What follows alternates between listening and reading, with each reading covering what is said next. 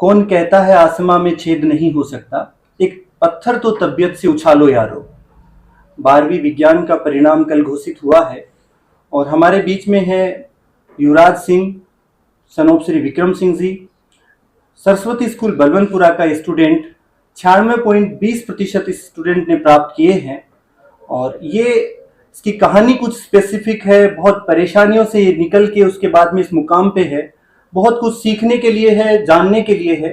हम चर्चा करेंगे इसके साथ में कि किस परिस्थिति में पढ़ा है, कैसे इसकी एक्सपेक्टेशन थी, आगे ये क्या बनना चाहता है। तो सबसे पहले युवराज, रिजल्ट की बहुत सारी बधाई और खूब सारी शुभकामनाएं। Thank you sir. मैं पहला जो प्रश्न पूछना चाहूँगा वो ये पूछना चाहूँगा कि किस तरीके से पढ़ाई की और क्या टारगेट था वो अचीव हुआ है, और अभी घर पे क्या माहौल है? अभी घर पे तो बहुत खुशी का माहौल है। मेरे रिजल्ट देखने के बाद मम्मी भैया सब बहुत खुश हुए। और पढ़ाई तो मैंने शुरुआत से ही नियमित रूप से शुरू की थी। स्कूल शुरू होने के साथ ही मैंने दिन में 5-6 घंटे पहले होमवर्क, उसके बाद पढ़ाई में निकालना शुरू कर दिया। युवराज, क्या प्रोसेस क्या रहा है, कि जर्नी क्या रही है जब से पढ़ना स्टार्ट किया है? क्योंकि जहाँ तक जानकारी है कठिनाइयों से हम निकले हैं, तो क्या प्रोसेस क्या रही है? शुरुआत में तो साल की शुरुआत में ही अंकल जी की डेथ हो गई थी।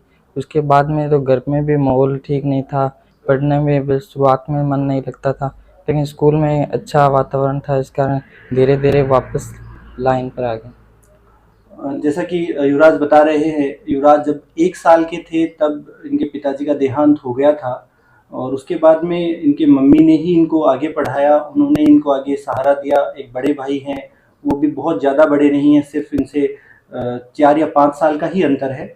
उन्होंने अपने सहारा देके उसके बाद में इनके अंकल जी संभाला करते थे, उनका इस साल की शुरुआत में देहांत हो गया था। तो काफ़ी मुश्किल परिस्थिति थी, एक तरीके से समझा जाए या फिर ब्लेम किया जाए तो।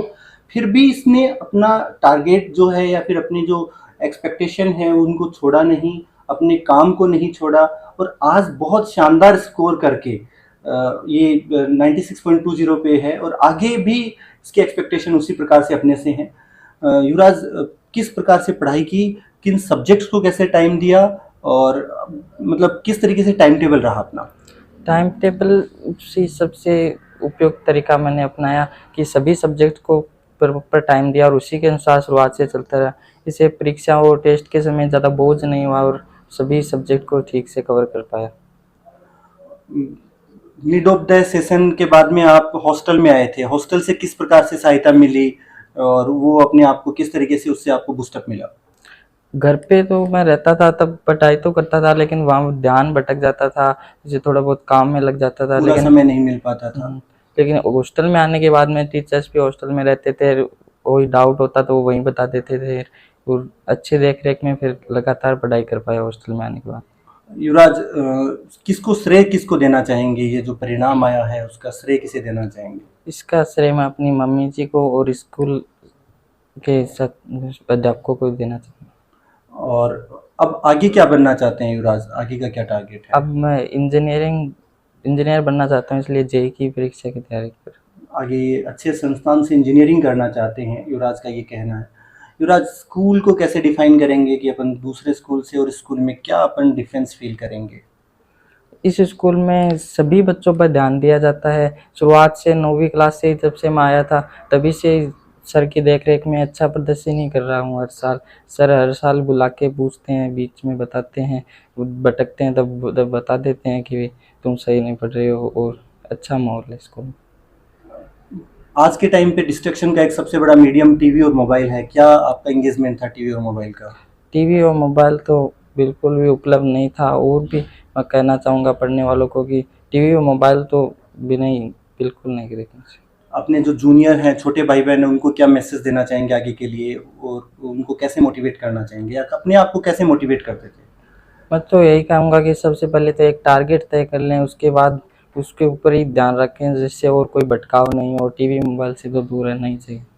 टीवी मोबाइल से पूरी तरीके से दूरी रखनी चाहिए, ये कहना है युवराज का।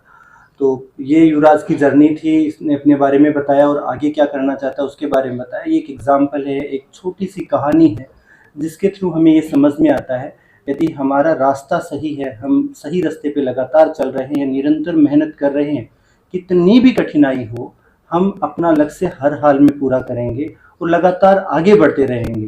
युवराज की फैमिली कंडीशन टफ थी, उसके आसपास का माहौल लगातार बिखर रहा था, उसके बाद भी उसने अपने आप को सही ट्रैक पे रखा और सबसे ज़रूरी चीज़ लगातार मेहनत की। उसके बेस पे आज एक बहुत अच्छे अचीवमेंट पे ये है। इसको मैं एक बार पुनः बहुत सारी बधाई दूंगा और आगे के जीवन के लिए बहुत सारी शुभकामनाएं दूंगा।